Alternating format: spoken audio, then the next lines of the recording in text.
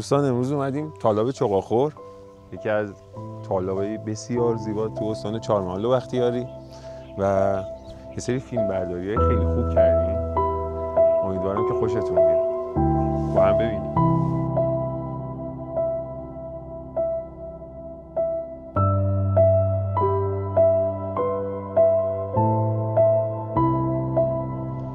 در دل زاگرس، جایی که زمین نفس میکشه، هر ساله صدها گونه پرنده مهاجر راهی این تالاب میشن، از قاز خاکستری تا اردک مرمری.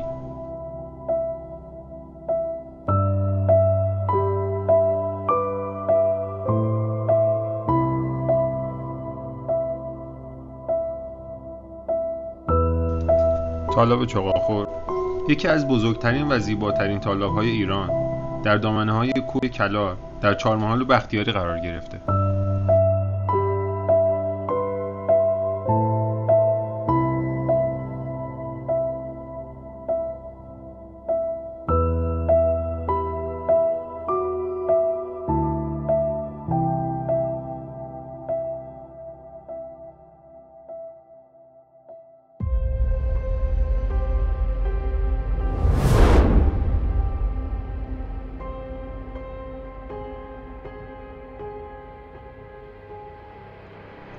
اینجا جاییه برای آروم گرفتن، برای شنیدن صدای طبیعت بدون فیلتر.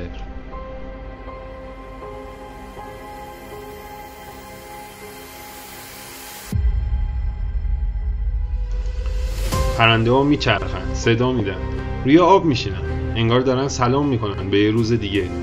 اینجا پر از زندگیه، پر از لحظه هایی که باید وایسی نگاه کنیم و فقط لذت ببریم. پرنده ها از راههای خیلی دور از اون ور دنیا هر ساله به اینجا میان، فقط چون اینجا امنه، آرومه، خونه است.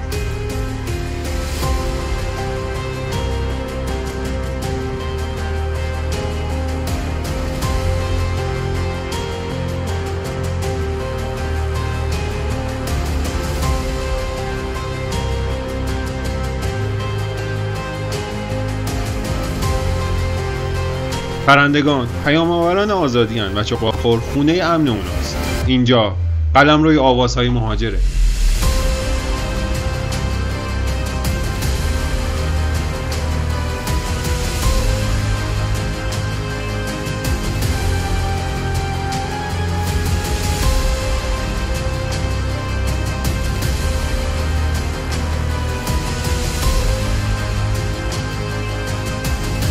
اگه دلتون پر میکشه واسه دیدن یه طبیعت بکر یا شنیدن صدای پرنده ها، چغاخور منتظر شماست.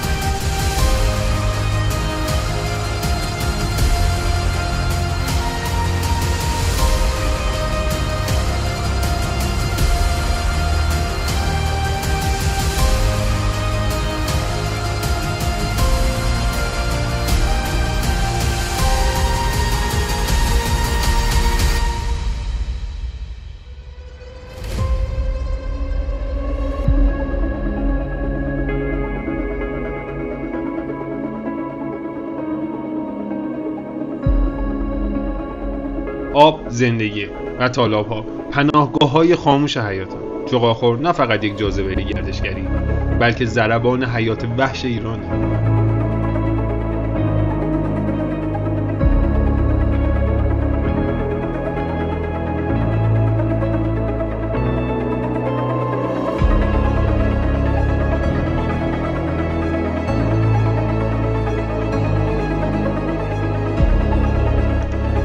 اونایی که با چشم پرنده به جهان نگاه میکنن میدونن که زمین چقدر زیباست. چغاخور کلاس درسیه برای پرواز.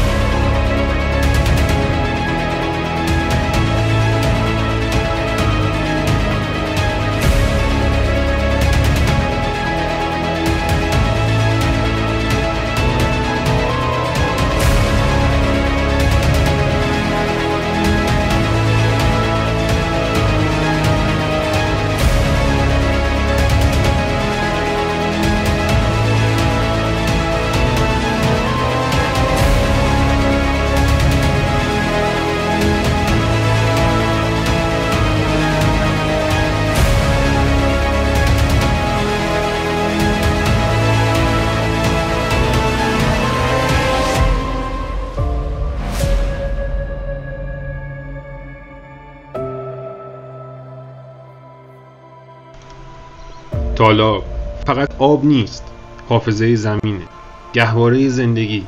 و چغاخور یکی از نبضهای آرام اما پرقدرت این خاک. هر پرنده‌ای که اینجا فرود میاد حکایت تازه‌ای برای گفتن داره.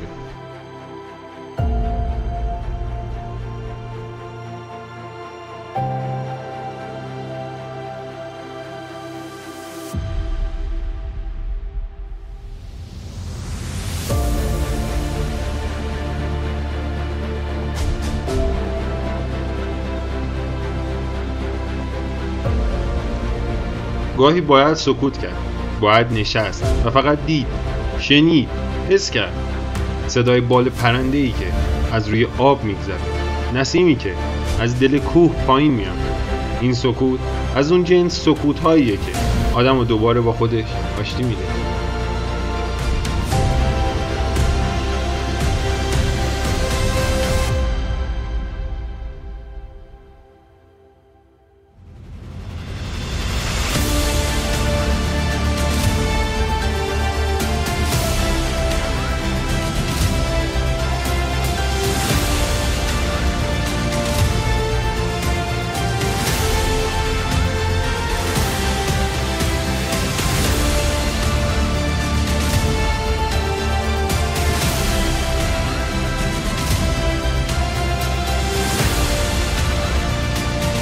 اگر روزی دلت از شلوغی و هیاهوی شهر گرفت، بیا اینجا، بشین کنار تالاب، ساکت باش، فقط ببین، بشنو یا حس کن. چغاخور منتظر توئه، منتظر کسی که هنوز باور داره طبیعت زنده است. اینجا جایی برای تماشای زندگی، نگذره زمان. اینجا دل طبیعت ایران میتپه.